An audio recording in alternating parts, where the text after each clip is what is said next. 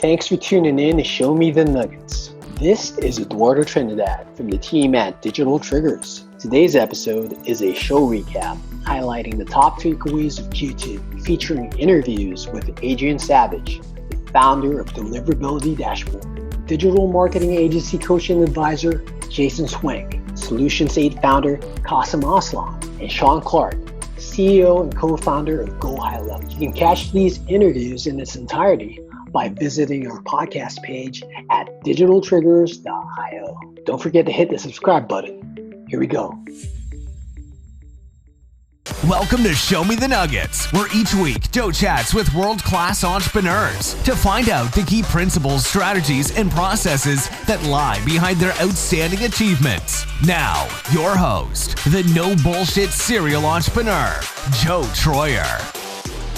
So I know that best practice, people talk about cleaning your list all the time, right? Yeah. Can you talk about what that means and why it's important?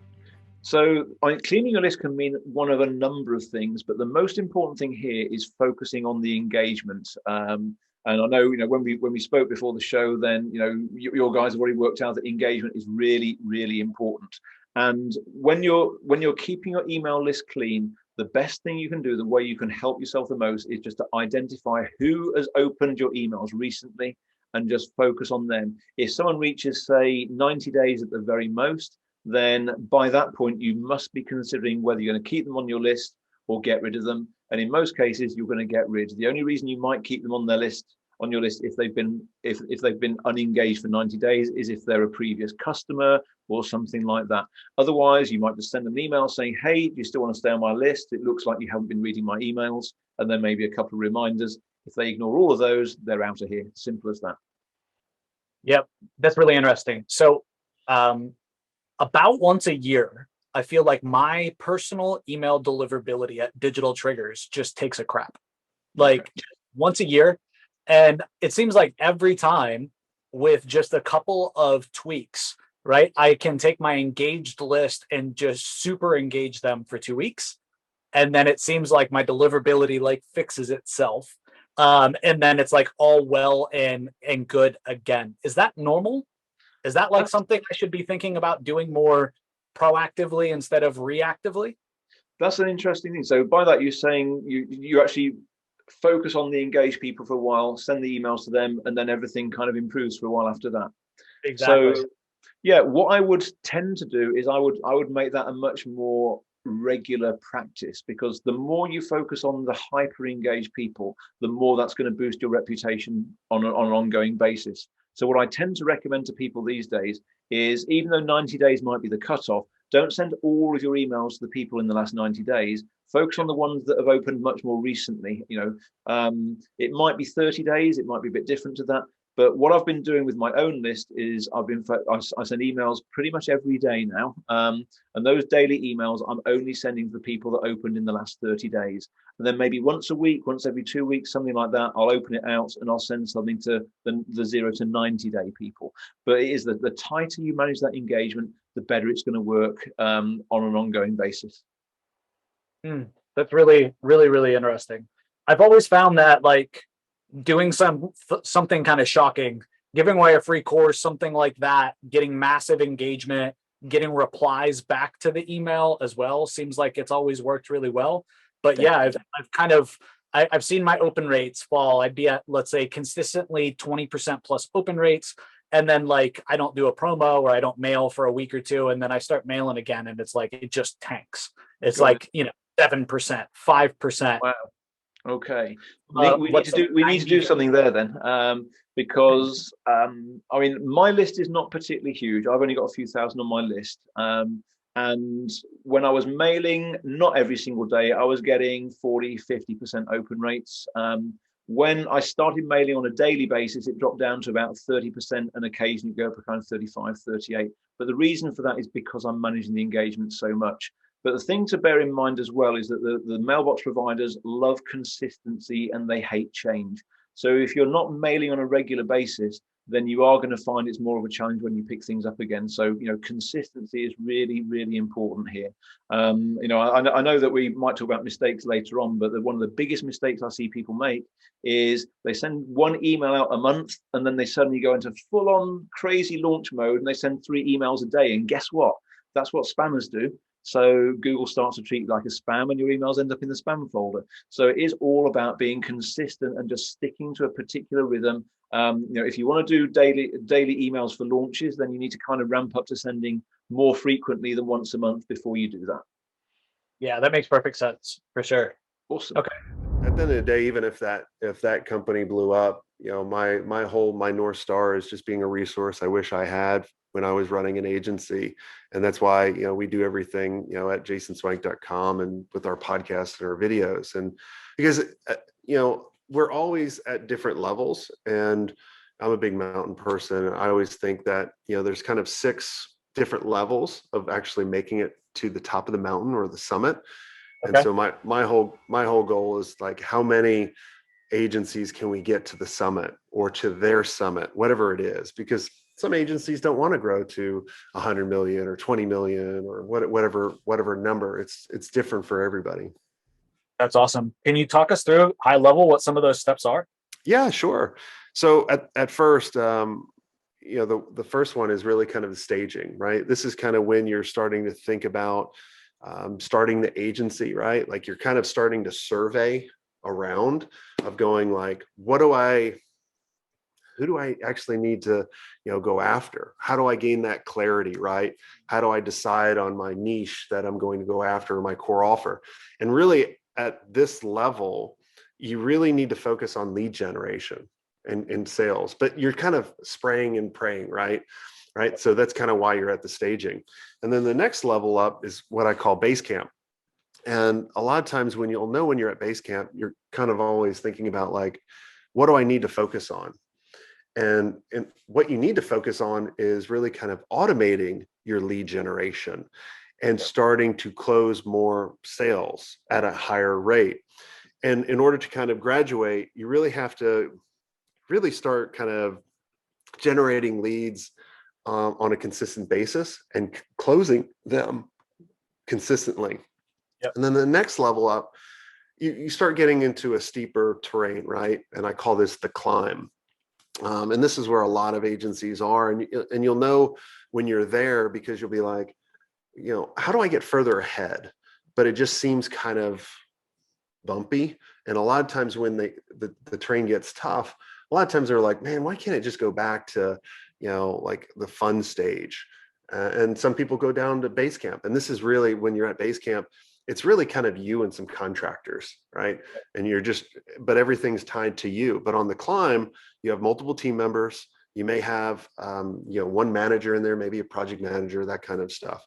And in order to kind of graduate from that, you need to think about, because you're doing all of sales, the owner is doing all of sales. How can I bring on a salesperson that can take over my sales part? Because in the base camp, you're all focused around marketing.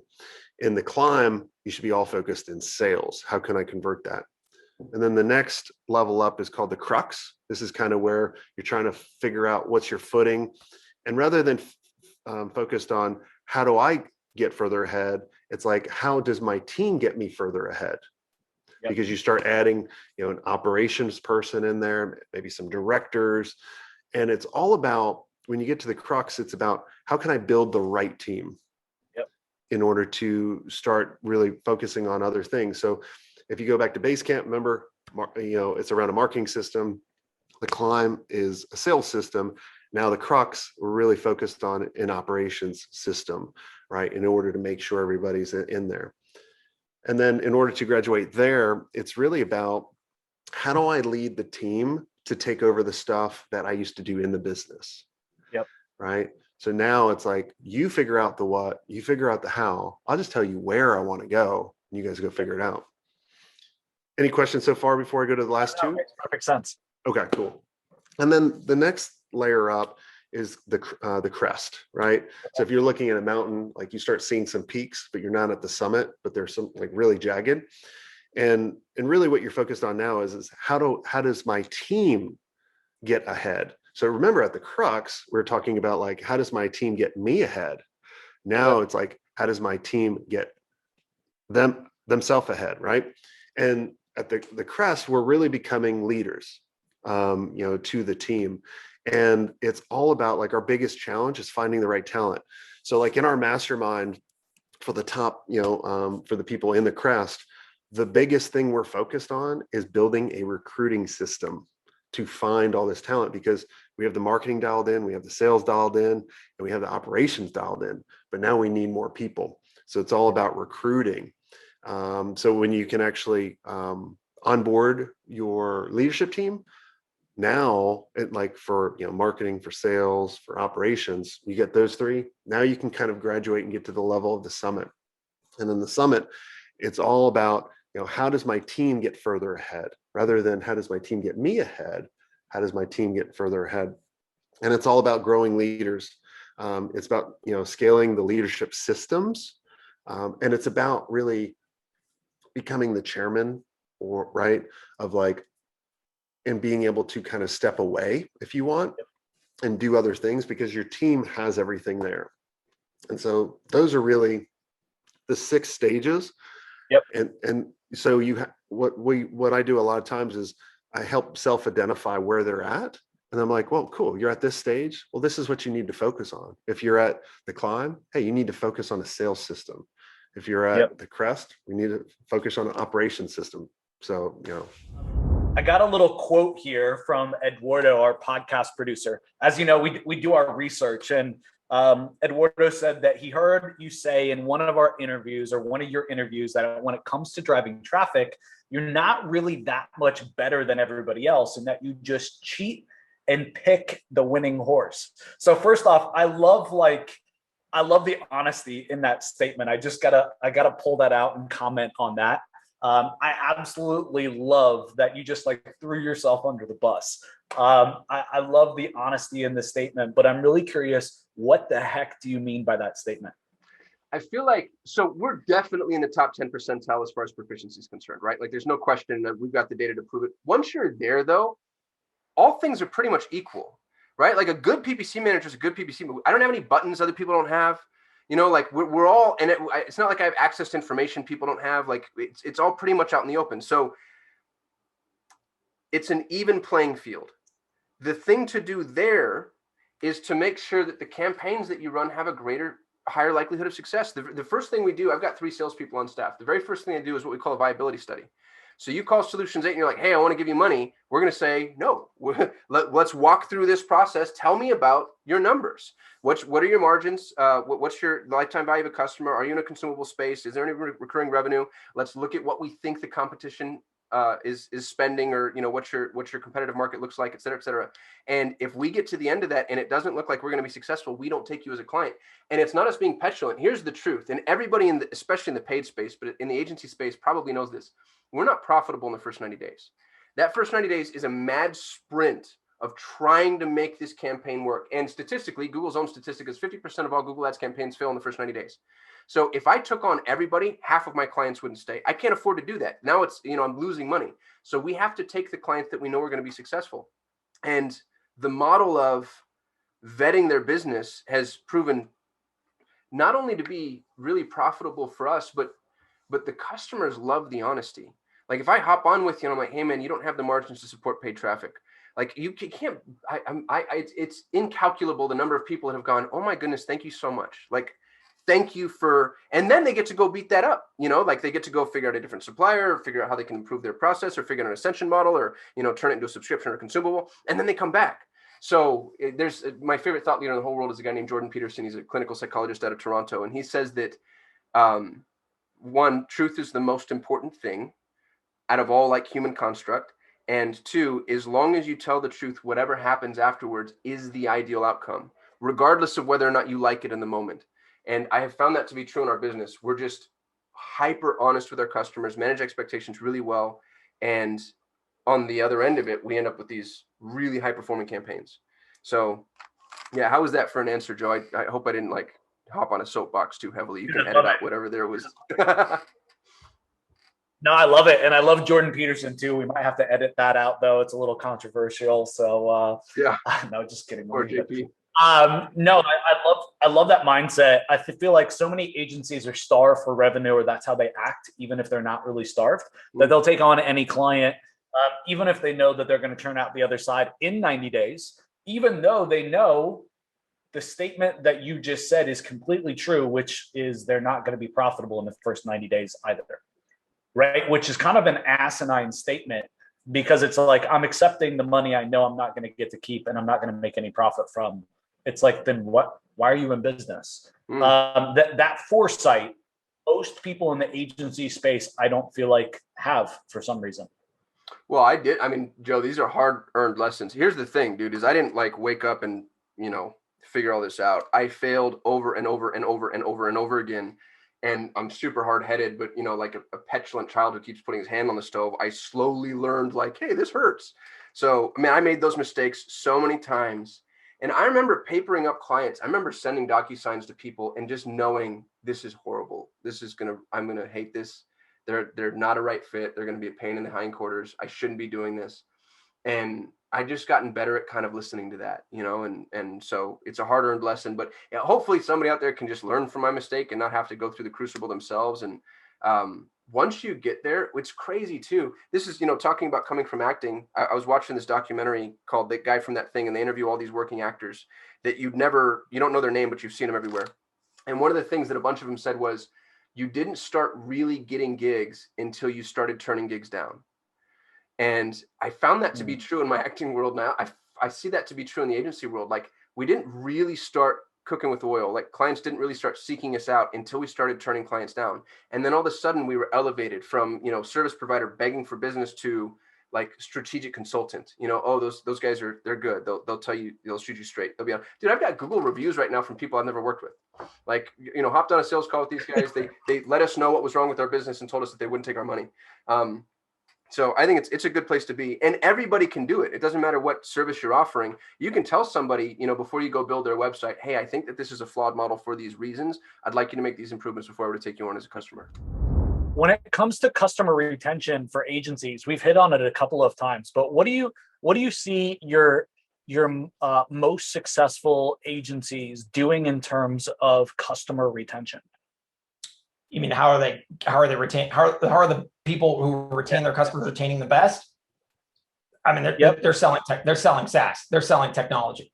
Our lowest churn customers, our highest margin customers, our most profitable customers, they always have software as part of their offering, because here's what I find. I think that a lot of the talk in the agency space is about like performance, because it feels good and it feels like it should be the right answer. Like, yeah, I did a good job or I didn't do a good job. Isn't that the way I should be judged? But I think that people miss the fact that they're not selling to robots and computers. They're selling to humans who are driven by emotion. And a lot of the time, the price point of services is just high. It's just going to be high.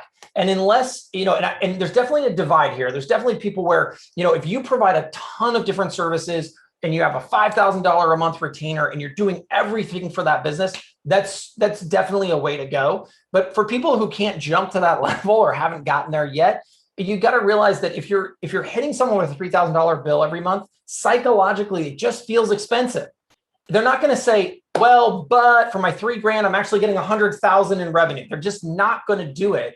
They're going to get to a place often emotionally where they're like, it's just too much. I just don't know. I'm busy. I'm overwhelmed. I'm going to pause, quote unquote. And you get that phone call like, you're not a bad guy, Shaun, but we're just going to pause for now. We're just not sure. And that's a really nice way of saying you're fired. And the problem with that is as soon as you are fired and you're done, you're gone, you have no service with them, you're no longer a vendor, it is very hard for them to then come back 2 months later when they realize that actually that was a big mistake. So the customers that we have that do the best, they've sold software. They have a $300 minimum a month software recurring revenue stream coming in, and that never gets cut. It's incredibly sticky. And then the services come on and then they come off, but then they can come back again a lot easier. So those are the real techniques. It's software plus service. Those are the stickiest agencies by a wide mile. Yeah, I can definitely see that. I mean, the pain of disconnect to stop using a white labeled version of high level once it's integrated, I mean, would be astronomical. Like there's nobody that would say like, yeah, I want to cancel. I don't want to pay that $300 a month. I hate those free leads coming in. I hate my higher Google rankings. I want no more 5-star reviews for my businesses. I'm done. No one ever says that. But they will say, I don't know what I'm getting for those Facebook ads. I'm just not quite sure. Let's pause. That happens every day. Thanks for tuning in and Show Me the Nuggets. If you've been enjoying the podcast and find our content helpful, please visit our Apple Podcast page, hit the subscribe button, and leave us a review. Joe and the whole team have been working hard to bring more value to the show. Your feedback will go a long way in helping us make the show better and reach a wider audience.